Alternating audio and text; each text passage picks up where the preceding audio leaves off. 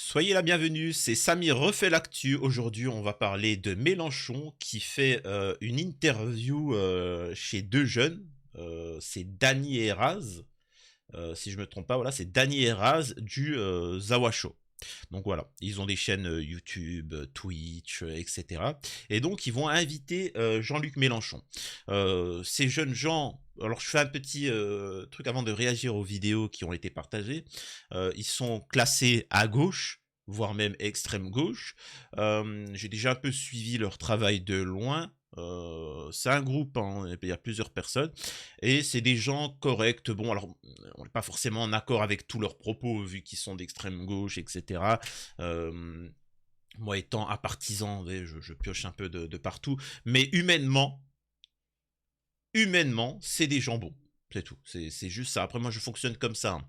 Je, c'est déjà la première des choses. Et donc, on va voir les échanges de Jean-Luc Mélenchon avec ces jeunes, où Jean-Luc va parler de la Palestine et ainsi de suite. C'est pour ça que je vais faire cette vidéo-là.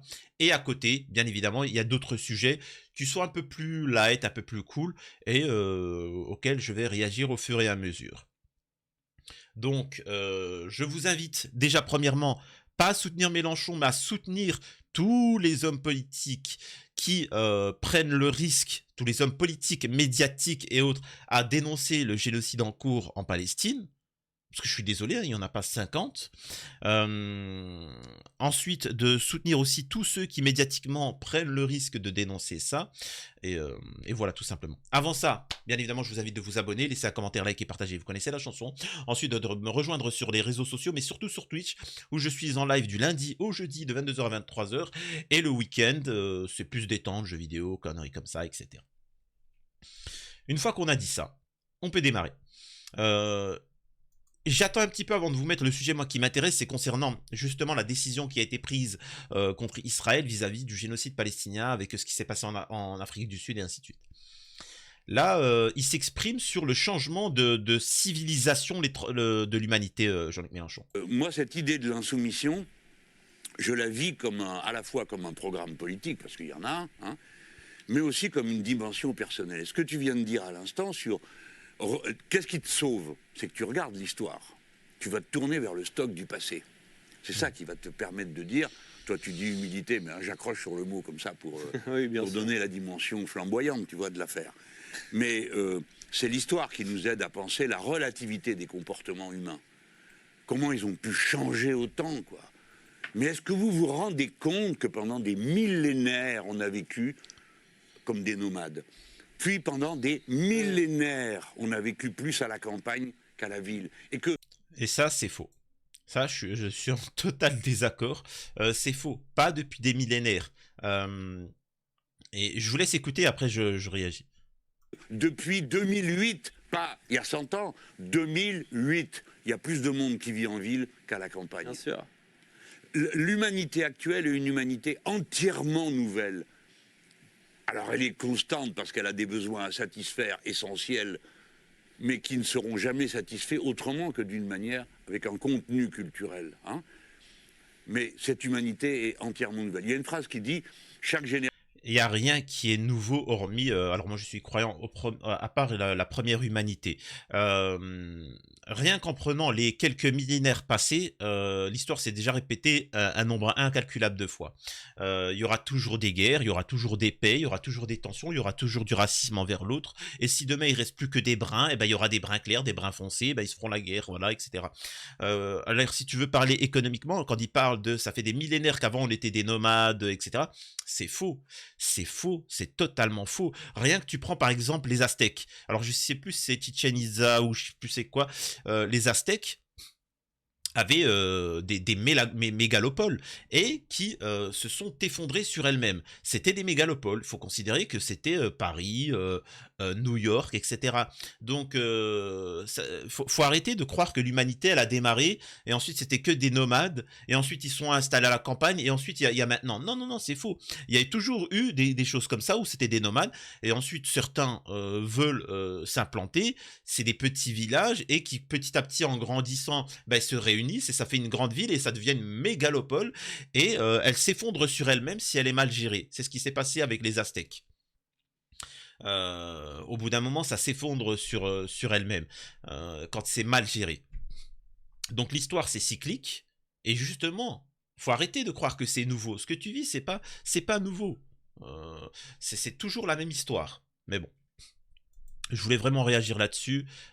Et donc oui, il y a une utilité à ce... comment dire ça? Il y a une utilité à regarder le passé pour comprendre les erreurs du passé, mais surtout comprendre que quand bien même tu es bien, eh ben sache que dans les années futures, le mal peut arriver. Euh, Regardez, avant, vos ancêtres, ils se sont battus pour avoir des droits. Il y a une période où il y a eu des droits et une paix relative. Et petit à petit, là, on vous bouffe vos droits. On vous bouffe vos droits par lâcheté, hein, de lâcheté de combat. Vous ne dites rien, on est en train de bouffer vos droits. On va envoyer les gens à la guerre prochainement. Vous voyez bien que Mélenchon, excusez-moi. Macron, le système est en train d'armer la population en vous parlant tout le temps de réarmement démographique, réarmer les esprits, machin, et l'uniforme, etc., ainsi de suite, pour vous préparer à la guerre. Il vous prépare. Voilà, c'est comme ça, c'est pour des intérêts. Je suis désolé de vous dire ça, mais la Première Guerre mondiale, pourquoi il y a eu une Première Guerre mondiale? Pourquoi les Français... Enfin, vous voyez ce que je veux dire? C'est des conflits, on aurait pu s'en passer, quoi, non? Non, mais bon, c'est cyclique et puis ça va revenir. Tu vois. Ça va revenir et ça va créer une génération d'hommes traumatisés qui refuseront la guerre parce qu'ils l'auront vécu, ils sauront que c'est violent et surtout que c'est débile. Parce qu'au bout d'un moment, quand tu te rends compte que tu es des paysans français et qu'en face, tu as des paysans allemands et que ça se tire dessus, etc. Et que pendant ce temps, tu as les responsables, tu as les hauts responsables qui se réunissent et qui sont là. Bonjour, bonjour, je suis français, j'aimerais vous présenter. Et l'autre, ah, que je veux bien, je vais te montrer la... Et au final, tu te rends compte que toi, t'es là et tu te fais buter pour rien. Comme si t'étais un objet anodin. On t'explique qu'il y a eu des millions de morts pendant la guerre, machin. Non, mais une vie, c'est sacré, une. Donc voilà, mais et eux vont être traumatisés, eux vont essayer de créer une sorte d'utopie où la guerre c'est interdit, c'est mauvais, il faut tout faire pour l'éviter. Ça va créer des générations de gens qui n'ont pas connu la violence. Il faut savoir que tous ceux qui rêvent de violence, de bagarre, c'est des gens qui ont été soit humiliés ou des gens qui ne savent pas se battre. Tu vois, c'est des gens qui fantasment. Par exemple, les droits tardés, ils fantasment la guerre civile, la violence, etc. Donc, mis à part s'attaquer à des femmes voilées et des enfants musulmans, il n'y a rien, tu vois. Vous avez pu voir quand ils sont partis à Roanne, là, ou je sais pas quoi, là, ils ont été faire la guerre civile. Ils ont réuni tous les shows qui étaient près de tous les droits tardés, hein, tu sais, sur les réseaux sociaux. Ils ont réuni 80 personnes. Ils sont arrivés là-bas, ils ont été mis en slip. Donc vous voyez bien qu'il y a une différence entre souhaiter la violence et la faire. Et quand tu es victime, tu pleures. Bref. Voilà. Alors là, qu'est-ce qu'il raconte, là, Merluchon? Un soir d'élection où tu rates le deuxième tour à 400 000 voix. Tu vois l'histoire qui te passe au bout des doigts et tu as un doute. Hein, alors là, tu dis, bon, Mektoub. Ouais. Hein, tu vois d'où je viens, moi. Je suis un maghrébin européen. Donc, Mektoub. Maghrébin européen. Bah quoi, c'est la vérité. Non, mais ça me fait rire.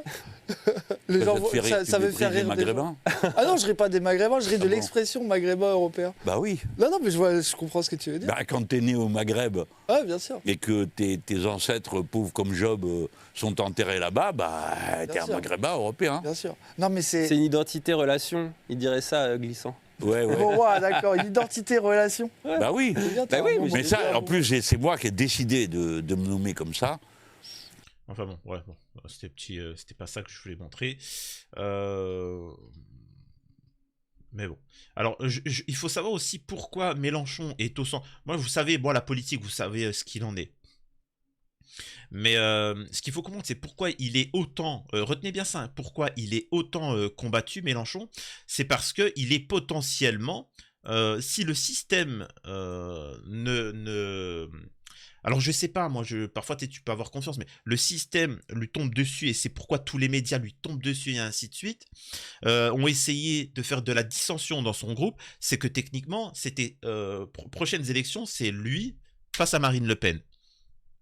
C'était lui. Donc techniquement, il devrait passer aux élections.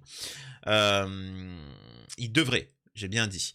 Et donc, c'est pour ça qu'ils essaient, et c'est l'un des seuls qui dénonce le génocide en Palestine. Je suis désolé. Certains vont me dire, oui, mais attention, il y a certaines de ces lois qui proposeraient ou de ces valeurs que tu n'es pas en accord. Je vais te dire oui. Mais avant tout ça, moi, il y a déjà l'humanité.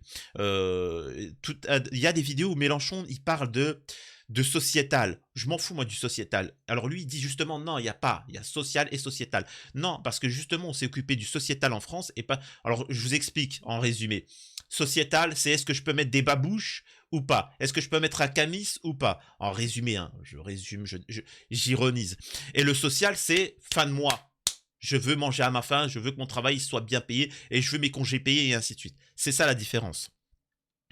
Mais oui, le sociétal a une importance, mais la priorité, c'est la faim. Il faut, et je l'ai déjà dit, moi je suis pour un monde où tout le monde mange à sa faim, tout le monde travaille, tout le monde est heureux, tout le monde est protégé de la maladie, a accès aux soins, etc. Après, si vous voulez vous péter la gueule à savoir s'il faut mettre l'uniforme, pas l'uniforme, je m'en balais que ça c'est pas mon combat à moi. Vous comprenez? Alors je sais même plus pourquoi je parlais de ça. Excusez-moi, je me fais vieux. Hein. Je suis l'un des plus vieux. Je suis un vieux papy, moi, de YouTube et de Twitch. Hein. Ouais, voilà, c'est les idées. Et donc, je disais, pour moi, déjà, avant tout ça, il y a l'humanité. Quand moi, je vois quelqu'un qui, humainement, voit des gens en train de mourir et il s'en fout, que ce soit la famine, etc., je suis désolé, je peux pas. Humainement déjà, c'est-à-dire que c'est même pas est-ce que je vais voter pour lui ou pas, est-ce que tu le... C'est humainement, pour moi, c'est rien du tout, c'est un ennemi de l'humanité. Et je suis désolé de dire ça, en politique, à l'heure actuelle, en France, il n'y en a pas 50 qui dénoncent les génocides. Il n'y en a pas 50. Et en ça, il a mon respect. Bref. L'Afrique du Sud a sollicité la Cour pour que des mesures préventives soient prises. Bien sûr, l'Afrique du Sud accuse Israël d'avoir eu une politique génocidaire. On ferait mieux de dire le gouvernement de M. Netanyahou. Mais la Cour était citée à prendre des mesures de protection, de prévention. OK ? Et elle discute, et elle dit, bon, qu'est-ce qu'un génocide? Voilà la beauté de la loi. C'est pas le génocide, tu vois, des mots comme ça. Le génocide, c'est toc, toc, toc, toc, toc, 5 points. Examinons la situation. Je ne peux pas répondre tout de suite si c'est un génocide, mais je peux répondre que par rapport à ces 5 points, il y en a au moins 4 qui ont l'air quand même... Alors, ce qui veut dire par là, c'est que effectivement, la Cour pénale internationale, je ne sais même plus c'est quoi le terme, ils ont eu les chocottes, ils n'ont pas dit qu'Israël faisait un génocide, ça faut bien le comprendre, mais ils ont dit, en fait... Ils n'ont pas dit, par exemple, ils n'ont pas dit qu'un tel était homo, ils ont juste dit qu'il avait des rapports avec un autre homme. Un homme avait un rapport avec un autre homme. C'est... Comment vous dire ça? Ils ont pas dit qu'il pleut en ce moment. Ils ont juste dit qu'il y a de l'eau qui tombe du ciel. Tu vois? C'est un truc de malade. Tu vois? Ils ont pas dit que cet homme-là est mort. Ils ont dit qu'il n'est pas vivant. C'est ça. Alors qu'ils n'ont pas dit qu'ils faisaient machin, mais ils ont expliqué que ils font ça, c'est un génocide, ils font ça, c'est un génocide, ils font ça, c'est un génocide. Est-ce qu'Israël fait un génocide? Donc ils ont dénoncé, mais ils peuvent pas, parce que sinon l'Afrique du Sud serait bombardée. Même d'être engagé. Donc, je prends des mesures de prévention. Ce qui veut dire que la Cour a reconnu le risque génocidaire et a pris des dispositions pour bloquer ce risque génocidaire. C'est donc un grand moment. Essayons de sortir. Je sais que, je ne veux pas dire aux copains oublier les conditions réelles, hein, c'est pas ça. Bon, c'est l'abomination à l'état pur ce qui se passe à Gaza. Et au moment où on parle, on continue à bombarder, à tuer, et à tuer encore. Bon, et à menacer tout le monde. Mais regardons le moment que ça représente. C'est-à-dire ces nuits noires. On a connu des massacres de masse et il y en a à nouveau un. Et personne ne fait rien. À part nous qui manifestons, qui sommes contre. Et tout d'un coup, l'Afrique du Sud se saisit de la loi. Ça aurait pu être la France. Oui. La France aurait pu dire, écoutez, nous, alors il y en a qui disent que c'est un génocide, d'autres que non, bah on saisit la Cour. Non seulement la France ne l'a pas fait, mais le ministre a dit, le faire, c'est franchir une ligne immorale. Oui. Il aurait mieux fait de se taire. Parce que quand la convention que la France a signée prévoit qu'on cite ce dont on pense que, d'accord ? Alors maintenant, du coup, les Français sont vachement emmerdés par la déclaration de leur ministre. Et la déclaration de la France est toute tarabiscotée. Parce qu'il faut quand même donner l'idée que le ministre n'avait pas complètement tort. De ce point de vue, la déclaration de la Belgique est plus claire, plus nette. Bon, ben voilà, c'est tout. Ce qu'avait dit le représentant permanent de la France à l'ONU, c'est « Nous, on respectera la décision de la Cour internationale de justice. Point final ».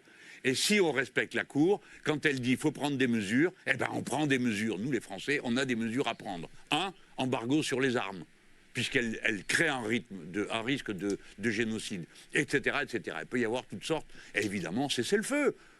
Si vous voulez éteindre le risque de génocide, cessez le feu. Arrêtez de bombarder. Bon, alors évidemment, libération des otages et tous les mots d'ordre qui vont avec. Mais dans la condition de départ, elle cessez le feu. Mais la Cour ne pouvait pas se prononcer sur le cessez-le-feu. Pourquoi ? Parce que Pour moins que ça, regardez ce qu'on a fait avec la Russie. La Russie, qui est une puissance mondiale, c'est l'une des premières, si ce n'est la première puissance mondiale avec sa technologie, et pourtant on est entré en conflit avec eux. On est rentré en conflit, on a décidé de boycotter, ce qui a détruit notre économie, notre industrie, tout notre système.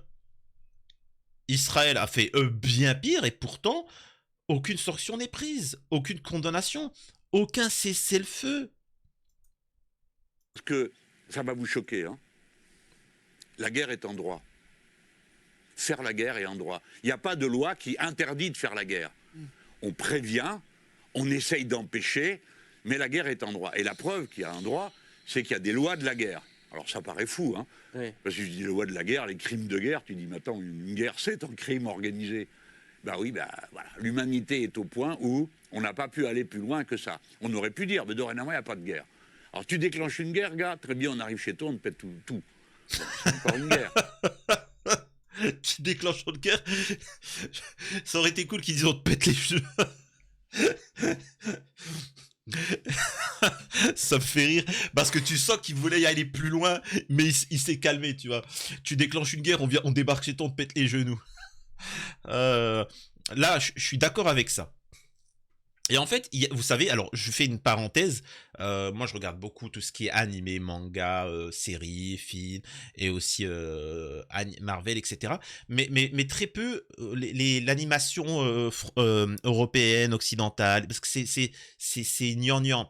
Et moi j'ai bien aimé, il y a un comic, c'est par rapport à une histoire de Superman. Superman c'est pourri, hein, il faut savoir, Superman, Batman, etc. Même si j'aime bien Batman, mais c'est enfantin, les méchants, les gentils, machin, etc. Et dans ce qu'il dit, il dit ouais, mais on vient, on te pète, si tu fais la guerre, on te pète le. Mais qui te pète les genoux? Qui t'empêche de faire la guerre?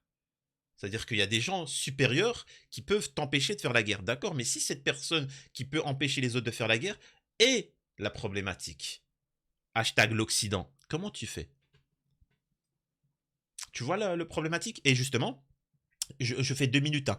Il y a une histoire où Superman, vous allez comprendre, vous connaissez tous Superman, où il y a une histoire mature. C'est une histoire comme ça. C'est une histoire mature où le Joker, le méchant de Batman, décide de le rendre fou. Donc il va le droguer avec du gaz, etc. pour qu'il ait des hallucinations. Et Superman aura l'impression qu'il va se battre contre un méchant, sauf qu'il va choper sa femme, Lois Lane, qui était enceinte, et il va la tuer. Donc quand lui, le gaz va partir, il va se rendre compte qu'il a tué sa femme enceinte, avec son bébé dans le ventre. Donc il arrive sur Terre, et il craque, il pète le pont, il chope le Joker et il le tue. Sauf que s'il le tue, ça déclenche une bombe atomique, parce que c'était un lien. Ça déclenche une bombe atomique dans une ville, il y a du million de morts. Et au bout d'un moment, il devient fou. Il se dit, les humains, en fait, ils foutent la merde, c'est fini. J'ai le pouvoir d'arrêter toutes les guerres dans le monde. Je ne l'ai pas fait. Je leur ai laissé le choix parce que en plus, il vient c'est un extraterrestre. Et je ne veux pas être un dictateur. Et il décide de faire la loi, d'empêcher toutes les guerres dans le monde. Et oui. Dès que quelqu'un veut faire la guerre, il attaque, il détruit l'armée du machin et ça devient autoritaire. Sauf que petit à petit, il devient la force mondiale, l'autorité, et plus personne n'a le droit de se révolter. Et petit à petit, ça se radicalise. Et il est corrompu, et ça part en... Vous voyez la problématique dans ce que dit aussi Mélenchon. Donc il faut faire attention, quoi qu'il arrive. Donc il y a quelque chose quand même de sage dans l'idée que interdire la guerre, bute sur des difficultés. Alors, par contre, on peut prendre, par exemple, choisir la non-violence. Je mets tout ça de côté. J'aurais pu aussi donner la loi française. Je parle, mais j'oublie de mentionner la Constitution française. Parce que même quand toi, te fais respecter ta loi, etc., entre guillemets, le bien gagne, n'est pas dit que tes descendants, qui vont gérer les choses, vont bien se comporter. Vous voyez ce que je veux dire? Et c'est pour ça que dans la Constitution française est noté à l'article 35, alors excusez-moi, je vais vous lire comme ça directement, quand le gouvernement, ça c'est la loi française, quand le gouvernement viole les droits du peuple, l'insurrection est pour le peuple et pour chaque portion du peuple le plus sacré des droits et le plus indispensable des devoirs. Vous voyez ce qu'il en est? C'est factuel. C'est-à-dire qu'au bout d'un moment, il faut respecter la loi, l'autorité, il faut respecter la justice, il faut tout respecter. Parce qu'on est les gens bons face aux sauvages, face à la barbarie, face à tout ça. Mais, parce que toujours quelqu'un qui fait un génocide ou autre vous dira oui, mais tu sais, eh ben, quand pour sécuriser le document, tu précises bien que si ce système, ce gouvernement, ce machin devait perdre le nord et vous attaquer, vous le peuple, parce que à la base il a été créé, le gouvernement de système est créé pour gérer le peuple. Si par en cacahuète, vous avez le devoir dans la loi légalement de les défoncer, quoi, de leur péter les genoux, voilà. Et même si eux ils vous disent vous êtes des révolutionnaires, vous êtes des terreaux, c'est pas grave, révoltez-vous, voilà. La guerre a des lois. Respecte les lois de la guerre. Les lois de la guerre interdisent le crime de guerre, interdisent le crime contre l'humanité. Et ce n'est pas des grands mots, c'est des choses très précises. C'est pourquoi, pour ma part, je me suis accroché dès le début à ne pas sortir du vocabulaire juridique. L'Afrique du Sud... Alors, ce qu'il dit, c'est intéressant, mais c'est en fait, il parle des lois de la guerre. Il faut savoir que les lois de la guerre sont valables que pour des peuples guerriers, pour des peuples qui ont fait la guerre. Les Européens ont fait la guerre. Les pays arabes ont fait la guerre, même si c'est pas de grands guerriers. En Asie, même si ça fait très longtemps, par exemple, la Chine n'a pas fait la guerre. Mais c'est des gens qui ont des valeurs. C'est-à-dire qu'ils vont te dire, non, on va pas attaquer quelqu'un de désarmé, on va pas attaquer des femmes, des enfants, on va pas attaquer des trucs comme ça. C'est-à-dire qu'il y a quand même un honneur, il y a quand même une fierté, tu vois. Et celui qui respecte pas ça, c'est dégueulasse. Justement, c'est honteux. Tu vois. On peut se battre comme des cons entre hommes pour des conneries, mais attention, tu respectes une certaine dignité. Tu vas pas attaquer des vieux. T'es un malade, toi. Là. Mais pour des gens qui sont issus d'un peuple qui n'est pas guerrier, disons qu'il n'y a pas de pitié, tu vois. Femmes, enfants, voilà quoi. Donc rien que pour ça, Mélenchon, respect. Respect, encore une fois, je le répète, je ne suis pas partisan, je m'en fous, me faites pas chier en commentaire. À chaque fois que je dis quelque chose de bien sur la gauche, t'as des droitardés qui viennent... Je m'en fous, putain, moi je suis pas dans une secte, je suis capable de savoir quand quelqu'un dit quelque chose de bien ou mal. Et vice versa, quand je vais dire quelque chose de bien sur un quelqu'un de droite, oh mon dieu, t'as vu, oh les mecs... Donc, Le Monde. L'image abîmée de M. Mélenchon pendant 4 ans et demi, tu vois. Chaque fois, on me ressortait ça qu'il fallait. Bon, et les gens s'en foutent de ça, ils réfléchissent. Même ceux qui m'aiment pas, qui disent « Oh, ce type, il braille trop, il parle trop fort, il me remue les mains sans arrêt. » Mais ça, c'est dans la classe moyenne, tu vois, un peu... Ouais. Mais ils ont un défaut, c'est des petits bourgeois, très soucieux de, tu vois, de bienséance. Mais ils ont une qualité, ils sont instruits, ils réfléchissent. Et à la fin, ils disent « D'accord, sa veste est pas croyable, j'en veux pas pour moi, mais elle lui va très bien. Hein, » Je dis ça pour lui. Tu vois? Alors tu reconnais une évidence, cette veste va très bien. Bon, personnellement, je la trouve moche, mais je la mettrai pas. Hein, mais elle te va super bien. Donc les types se disent quand même, au milieu de ces néants ambulants qu'il y a là, celui-là, il dit quelque chose qui tient la main. Il l'a défoncé comme ça gratuitement, tu vois. Tu sais, ils étaient en train de discuter, et à côté, il y a des gens qui passent. Toi, t'es un connard. Pourquoi? Comme ça, c'est tout. Mais sa réflexion, elle est intéressante, tu vois. Sa veste, pour lui, c'est pourri, hein, c'est moche, elle est ignoble, mais elle lui va bien, et il est heureux comme ça, et tant mieux. Et voilà, souvent parfois on me dit oui mais c'est quoi ton type de femme? Ah, ça dépend, il y a de tout pour tout le monde, tu vois. T'as des gens qui veulent des petits, des grands, des rondes, des minces, des ci, des ça, tu vois. Ne viens pas imposer ta croyance, ne viens pas m'imposer ta vision de la chose. Je ne le fais pas, je vous ai jamais imposé, je vous ai jamais dit il faut voter pour ci, il faut voter pour ça. J'ai toujours, quand j'ai fait des interviews de personnes, je les ai laissés s'exprimer. Après, c'est à vous de faire votre propre jugement. Je vous explique, moi, ma façon de penser, de m'exprimer, mais ne venez pas dire c'est ça, c'est ça, c'est ça. Non. On vit dans une société où on essaye d'imposer. Hein. Alors, ça, il parle du racisme, mais ça ne m'intéresse pas. Là, il y a aussi quelque chose...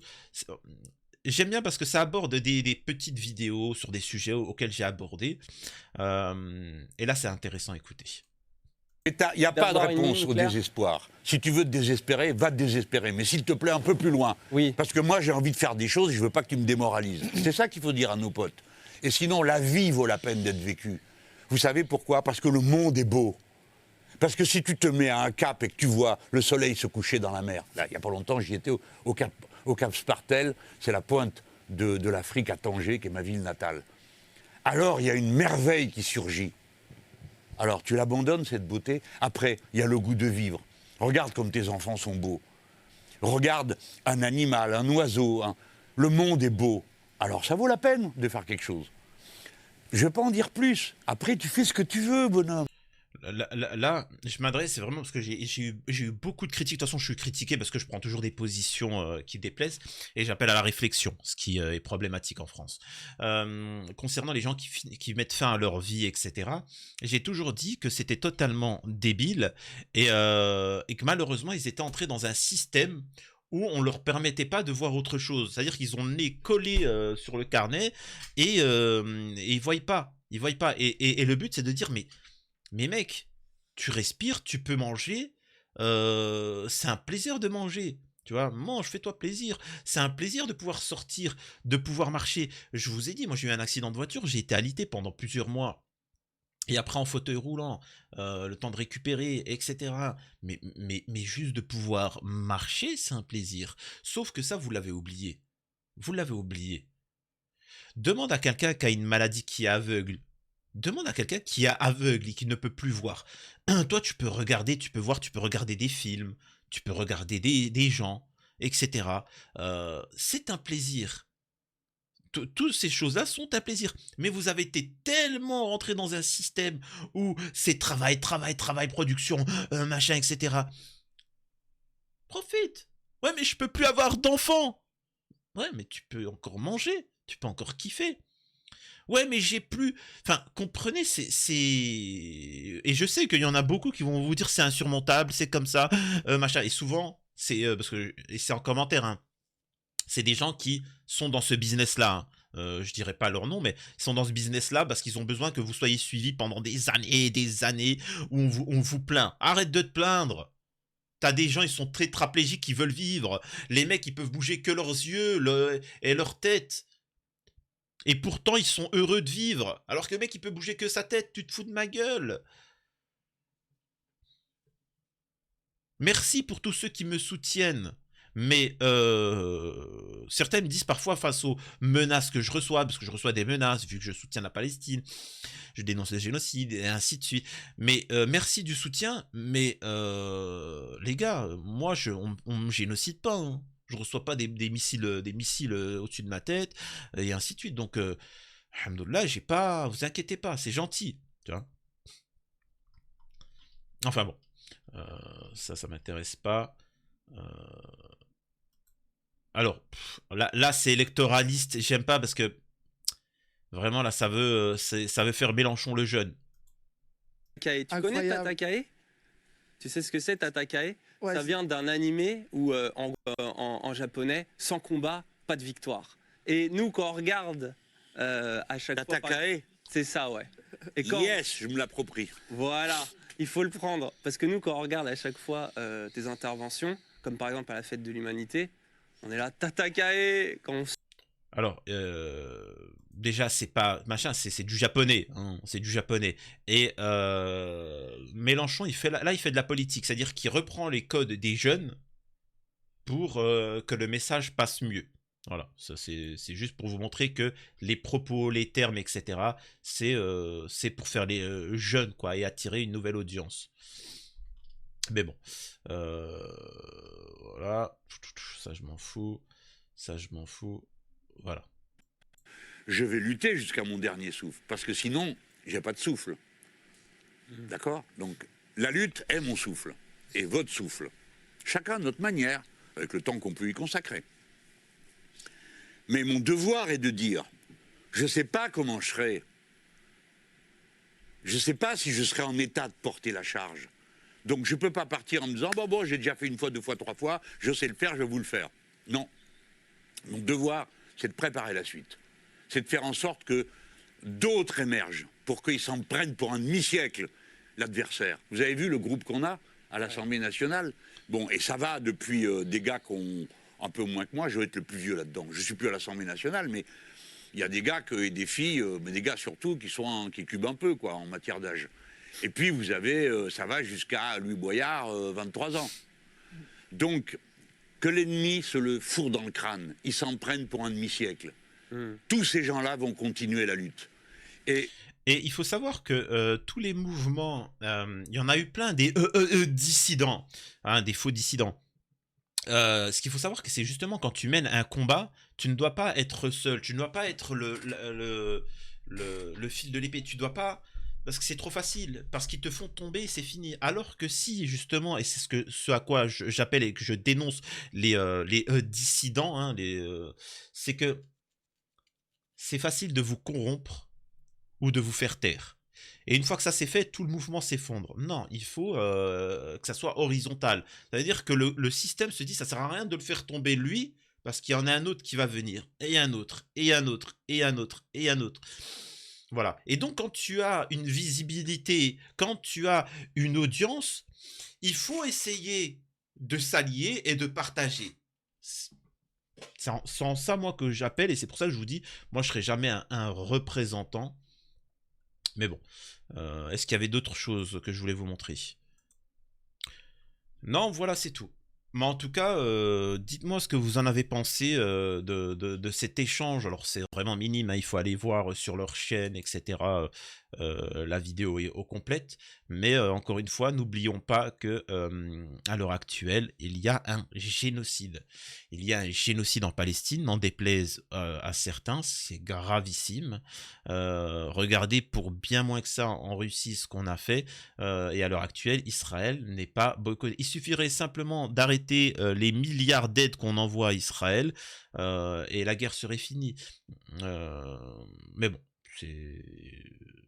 je sais qu'il y en a beaucoup qui veulent traiter. C'est une question prioritaire, plus même qu'économique. Là, on a un génocide en cours et on ne peut pas laisser des millions... Enfin, les gars, on parle de millions d'êtres humains. À l'heure actuelle, il y a 2 millions d'êtres humains qui sont obligés de récupérer de l'eau de pluie pour boire. Je sais pas, 10, 100, parce qu'ils sont enfermés dans une île ou parce qu'il y a... Je parle de millions. Il y a 1 million d'enfants. Il y a des centaines de milliers de nourrissons et de bébés qui crèvent de faim. Et qui sont obligés parfois, pour ceux qui se font arracher un bras, une main, etc., de se faire opérer des bébés sans anesthésie.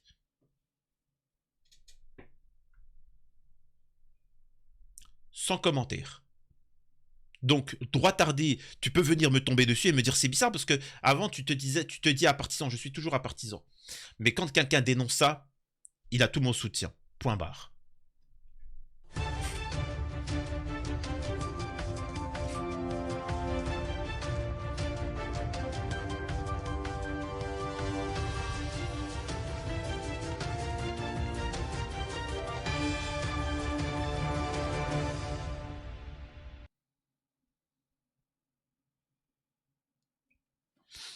Alors, scène post-générique. Qu'est-ce que je peux dire pour la scène post-générique?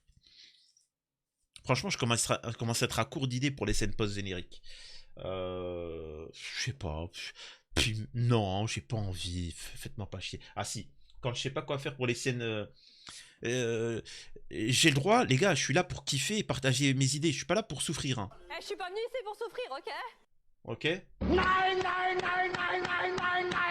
À chaque fois, vous me demandez une nouvelle scène post-générique. Non, à la base, c'était juste un cadeau, comme ça, vite fait, de temps en temps. Et maintenant, régulièrement, vous me demandez de le faire. C'est honteux. Tu vois?